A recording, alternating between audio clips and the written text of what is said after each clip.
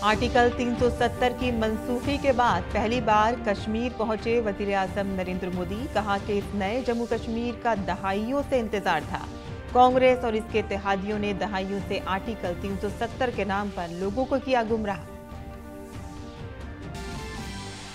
वजीर आजम ने जम्मू कश्मीर को करोड़ों रुपए के तरक्याती मंसूबे तोहफे में दिए। श्रीनगर में विकसित भारत विकसित जम्मू कश्मीर प्रोग्राम में लोगों से की बातचीत। रमजान और महाशिवरात्रि के लिए नेक ख्वाहिशात का किया इजहार।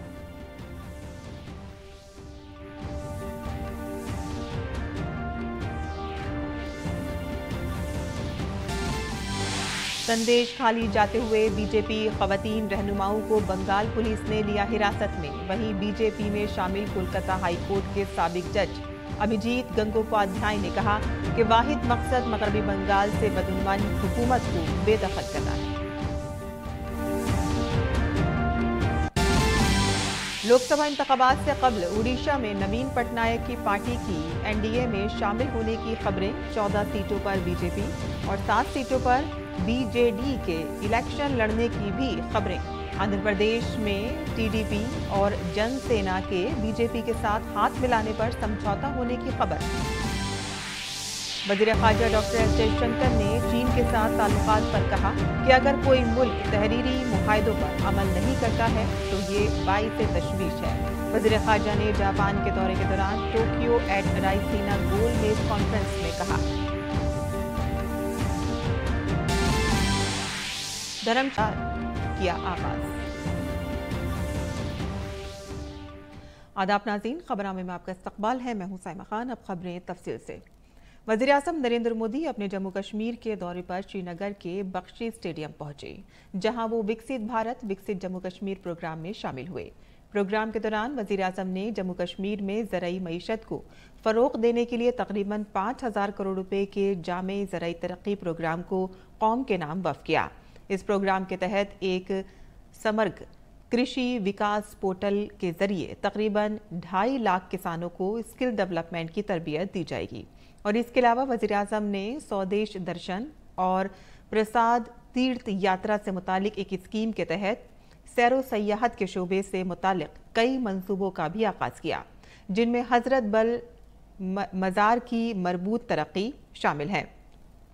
नीज श्रीनगर प्रोजेक्ट भी इसमें शामिल है। इस मौके पर तकरीबन 43 मंसूबों का आगाज़ किया गया, जो मुल्क में ज़राअत, ज़ियारत गाहों और सयाहती मकामात की तौसी को फ़रोग़ देंगे। और इसके साथ ही वज़ीर आज़म ने देखो अपना देश people's choice tourism destination pool और चलो इंडिया ग्लोबल डायस्पोरा मुहिम का भी आगाज़ किया। इसके अलावा उन्होंने challenge based destination development scheme के तहत मुंतखब 42 सयाहती मकामात का ऐलान किया। वज़ीर आज़म नरेंद्र मोदी ने चलो इंडिया ग्लोबल ओवरसीज़ मुहिम का भी आगाज़ किया। वज़ीर आज़म ने सरकारी मुलाजमीन और जम्मू कश्मीर पुलिस और दीगर सिक्योरिटी फोर्सेस के शहीद फौजियों के अहल खाना को तकर्रुरी नामे भी जारी किए। इनके अलावा जम्मू कश्मीर के 1000 से ज़ायद नए सरकारी मुलाजमीन को भी तकर्रुरी नामे तकसीम किए गए। वज़ीर आज़म ने जोर देकर कहा कि दफ़ा 370 हटाए जाने के बाद जम्मू कश्मीर तरक्की की नई बुलंदियों को छू रहा है, क्योंकि जम्मू कश्मीर आज आज़ादाना तौर पर सांस ले रहा है। उन्होंने जोर देकर कहा है कि जम्मू कश्मीर के सिर्फ चंद सियासी खानदान ही आर्टिकल 370 का फायदा उठा रहे थे। साथियों, जम्मू कश्मीर विकास की नई ऊंचाइयों को छू रहा है, क्योंकि जम्मू कश्मीर आज खुल करके सांस ले रहा है। बंदिशों से ये आजादी आर्टिकल 370 हटने के बाद आई है।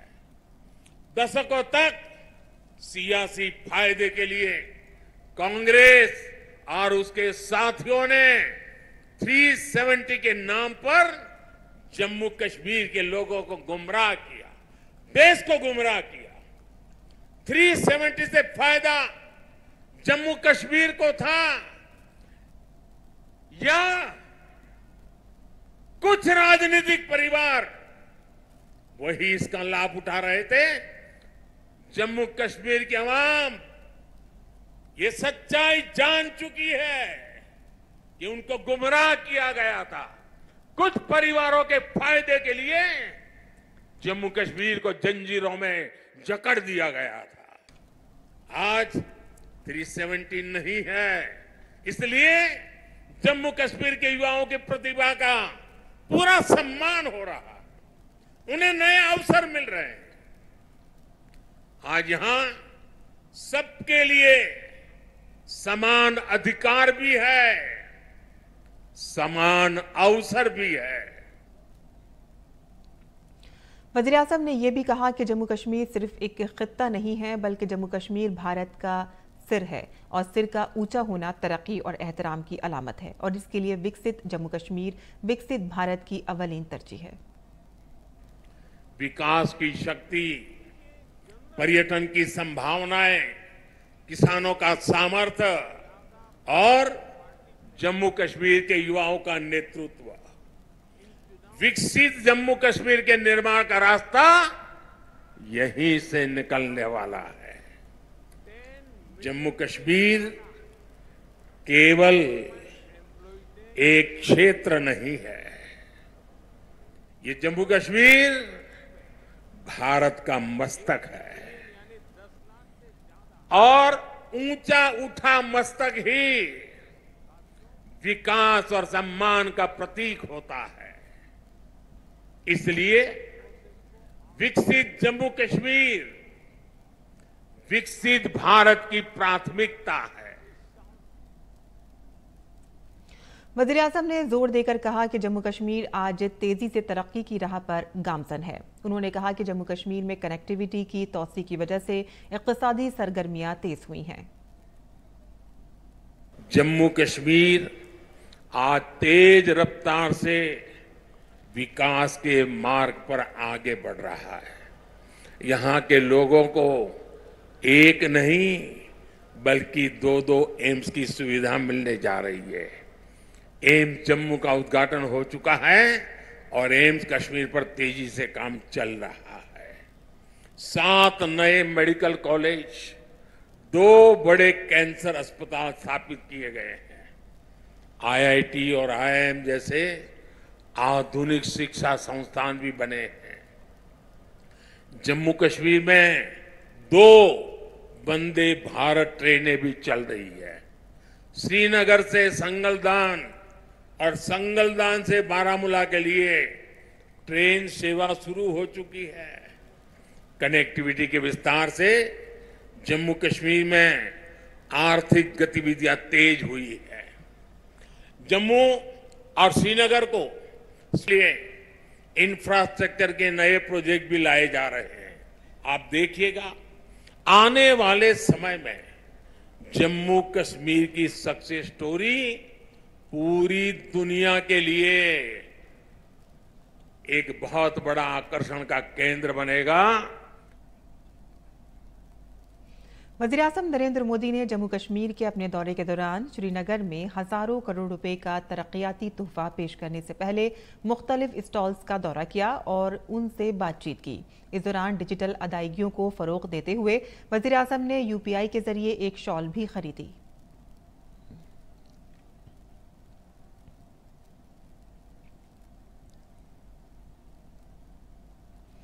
वज़ीर-ए-आज़म नरेंद्र मोदी ने श्रीनगर में अपने प्रोग्राम के दौरान मरकजी हुकूमत की मुख्तलिफ स्कीमों के मुस्तफिदीन से बातचीत की।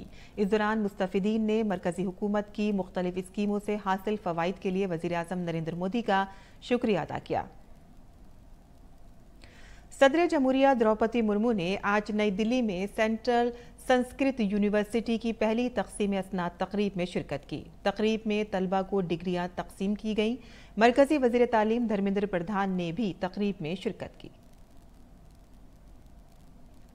प्रोग्राम से खिताब करते हुए सदर जमहूरिया ने कहा कि हिंदुस्तानी सकाफत के तई फ़ख्र का एहसास हमारे कौमी शऊर की बुनियाद है। उन्होंने कहा कि इस ज़बान के मुताले और तदरीस में ख़वातीन की ज़्यादा से ज़्यादा शिरकत होनी चाहिए, जिसमें गार्गी, मैत्री, अपाला और लोपा मुद्रा जैसी ख़वातीन शख्सियात ने नुमाया किरदार अदा किया है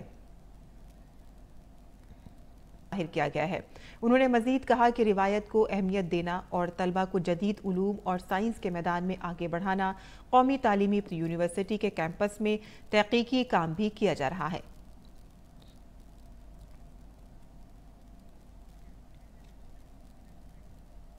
पुलिस जोर जबरदस्ती हम लोग को बाधा दे रहे।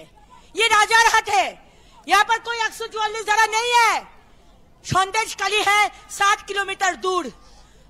और आगे बढ़ते हैं, जहां मगरबी बंगाल के संदेश खाली में मुबैना तौर पर खवातीन को हिरासा करने के मामले पर पूरे बंगाल में हंगामा जारी है। बीजेपी की खवातीन रहनुमा मुतासरा खवातीन से मिलने संदेश खाली जा रही थीं, लेकिन उन्हें कोलकाता के न्यू टाउन में सिक्योरिटी फोर्सेस ने रोक दिया और कई लीडरों समेत मेंबरान पार्लियामेंट लॉकेट चैटर्जी और अग्नि मित्रा पॉल को भी हिरासत में लिया गया। बीजेपी ने संदेश खाली मामले पर ममता हुकूमत पर हमला किया और उन पर मनमानी का इल्जाम लगाया।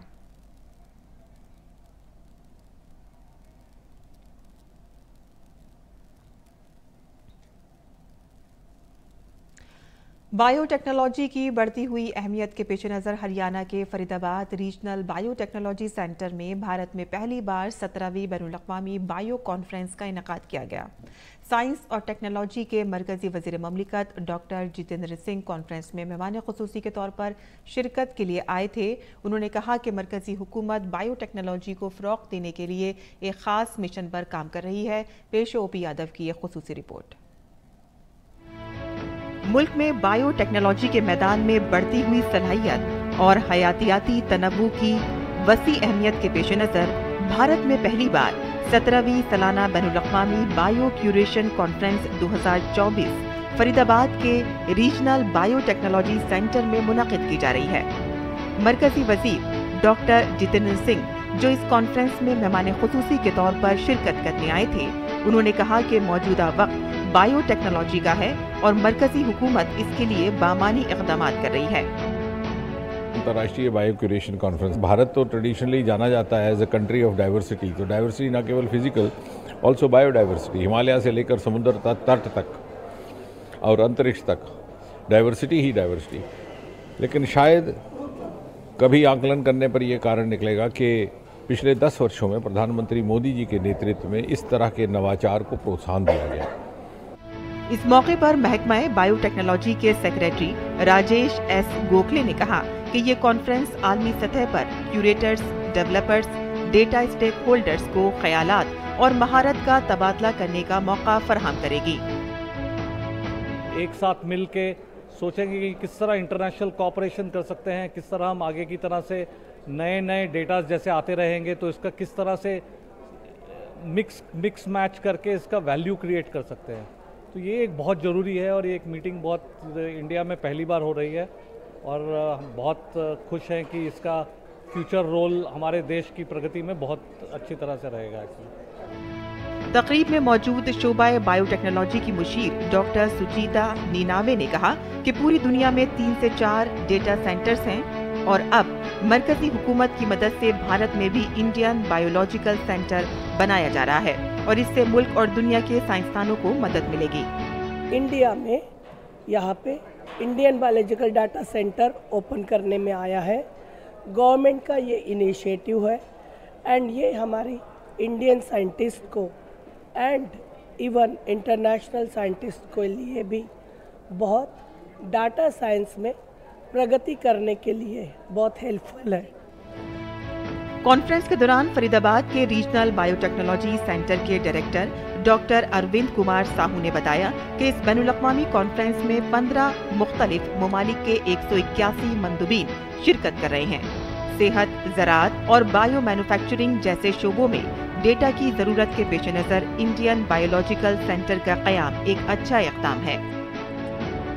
इसमें 15 अलग अलग देशों के डेलीगेट्स आए हैं और टोटल जो है 181 है जो यहाँ पर आए हुए हैं और इसका महत्व भी बढ़ जाता है क्योंकि भारत में जो बायोडाइवर्सिटी है बहुत ज़्यादा है और अगर हमें किसी भी चीज़ को एड्रेस करना है, चाहे वो हेल्थ हो, चाहे वो एग्रीकल्चर हो, चाहे बायो मैन्युफैक्चरिंग हो, उसके लिए डेटा की बहुत ज़्यादा आवश्यकता है और ये भी ज़रूरत है कि एक जगह सारा डेटा हो, राइट।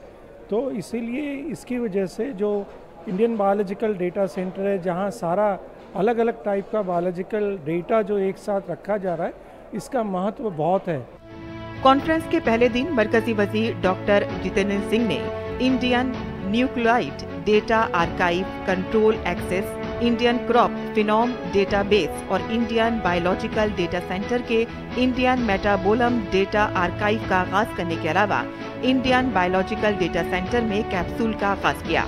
4 रोजा बैनुल-अक़वामी बायो क्यूरेशन कॉन्फ्रेंस जो 8 मार्च तक चल रही है, मुश्तरका तौर पर Indian biological data centre, regional centre for biotechnology Faridabad, department of plant molecule biology और दिल्ली यूनिवर्सिटी साउथ कैंपस के ज़ेर-ए-एहतमाम मुनक़िद की जा रही है।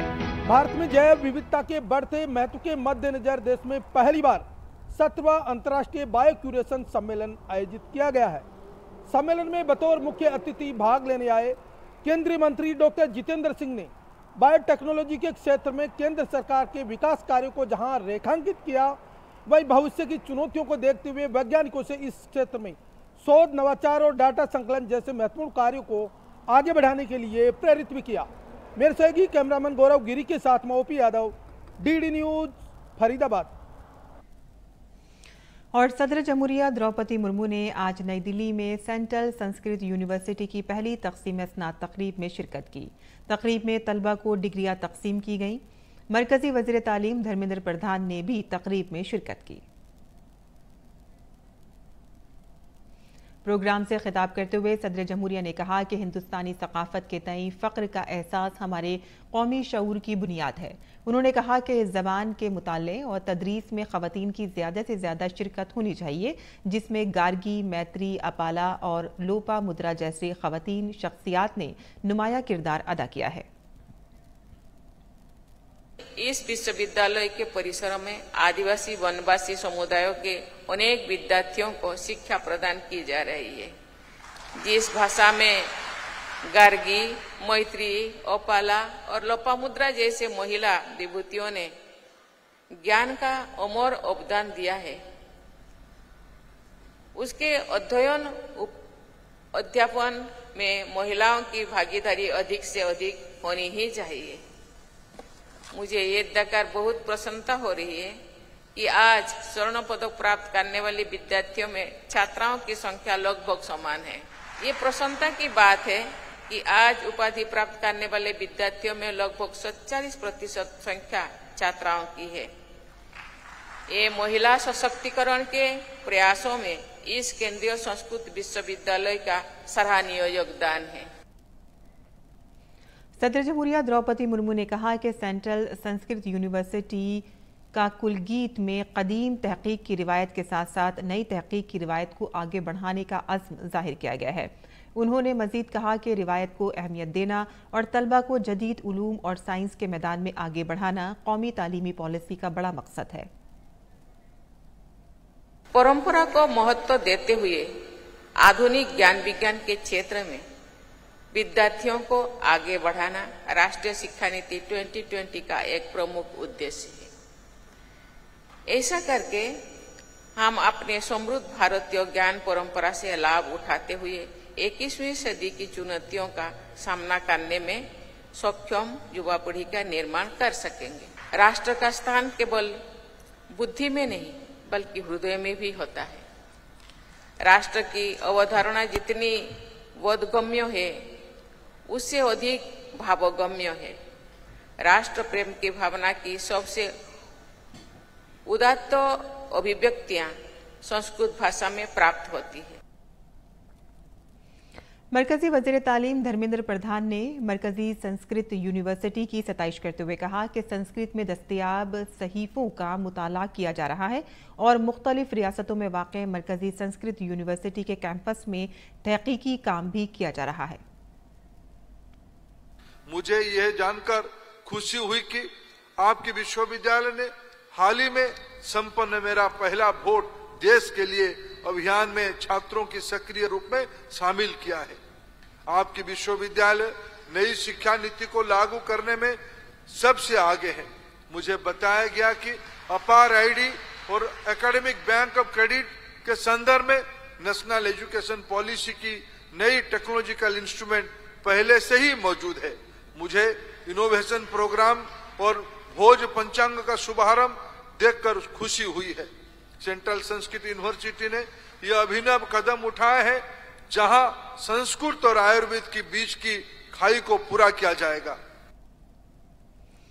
और मवासलात, रेलवे और इलेक्ट्रॉनिक्स और इंफॉर्मेशन टेक्नोलॉजी के मरकजी वजीर अश्वनी वैष्णव ने आज नई दिल्ली के ऑल इंडिया रेडियो के रंग भवन ऑडिटोरियम में नीति आयोग के पॉलिसी फॉर स्टेट प्लेटफॉर्म का आगाज किया। नीति आयोग का पॉलिसी फॉर स्टेट प्लेटफॉर्म एक क्रॉस सेंट्रल नॉलेज प्लेटफॉर्म है जो पॉलिसी और गुड गवर्नेंस के लिए डिजिटल पब्लिक इंफ्रास्ट्रक्चर को तैयार करने के लिए डिजाइन किया गया है। उन्होंने कहा कि हुकूमत डिजिटल और समाजी इंफ्रास्ट्रक्चर को मजीद मजबूत कर रही है। मरकजी वजीर ज़राअत अर्जुन मुंडा और दही तरक्की के वजीर गिरिराज सिंह ने आज दारुल हुकूमत नई दिल्ली में सॉइल हेल्थ पोर्टल और मोबाइल ऐप का आगाज किया। इस मौके पर CFQ CTI portal, school soil health program और कृषि सुखी कन्वर्जेंस प्रोग्राम का भी आगाज किया गया। इस मौके पर वजीर ज़राअत ने प्रोग्राम से खिताब करते हुए कहा कि इस प्रोग्राम का बुनियादी मकसद सतही सतह पर कामयाबी हासिल करना है। कोलकाता हाई कोर्ट के साबिक जज जस्टिस अभिजीत गंगोपाध्याय आज बीजेपी में शामिल हो गए। मगरबी बंगाल में बीजेपी के सदर सुकांत मजुमदार और ओपोजिशन लीडर सुवेंदु अधिकारी और दीगर बीजेपी लीडरों की मौजूदगी में बीजेपी में शामिल हुए। इस दौरान उन्होंने कहा कि मैं ऑल इंडिया टीम में शामिल हो गया हूं। मैं टीम के एक डिसिप्लिन सिपाही के तौर पर काम करना चाहता हूं। अभिजीत गंगोपाध्याय ने कहा कि उनका मकसद मगरबी बंगाल से बदउनवानी पार्टी को निकालकर बाहर करना है। संदेश खाली मामले पर ममता हुकूमत को हदफ तनकीद बनाते हुए उन्होंने कहा कि संदेश खाली का वाकया बहुत बुरा वाकया है। उन्होंने कहा कि बीजेपी संदेश खाली में मजलूम लोगों का मसला उठा रही है। और आगे बढ़ते हैं, जहां वजीर ख़ारजा डॉक्टर एस जयशंकर जापान के दौरे पर हैं। वजीर ख़ारजा ने आज रायसीना गोलमेज एट टोक्यो में शिरकत की।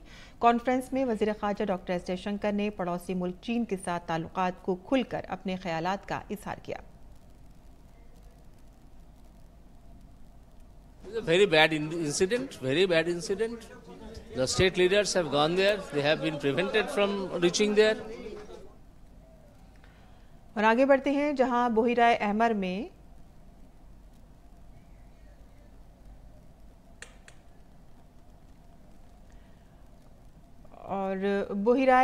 में माल बरदार बहरी जहाज़ों पर यमन के हौसियों के हालिया हमलों का जिक्र करते हुए वज़ीर ख़ारजा ने कहा कि मैरीटाइम सिक्योरिटी एक संगीन तशवीश का मौजू है। और वज़ीर ख़ारजा ने ऑस्ट्रेलिया और UAE के साथ आज़ाद तिजारती मुआहदों का हवाला देते हुए भारत के बढ़ते हुए ताल्लुकात की भी तारीफ़ की और कहा कि ब्रितानिया और यूरोपीय यूनियन के साथ भी बातचीत जारी है। रूस यूक्रेन तनाज़े पर एस जयशंकर ने कहा कि रूस के साथ मगरबी ममालिक के साथ ताल्लुकात ख़राब हो गए हैं। ये भारत समेत एशियाई ममालिक के लिए एक मौका है क्योंकि रूस बहुत से दूसरे मुतबादिल की तलाश में है।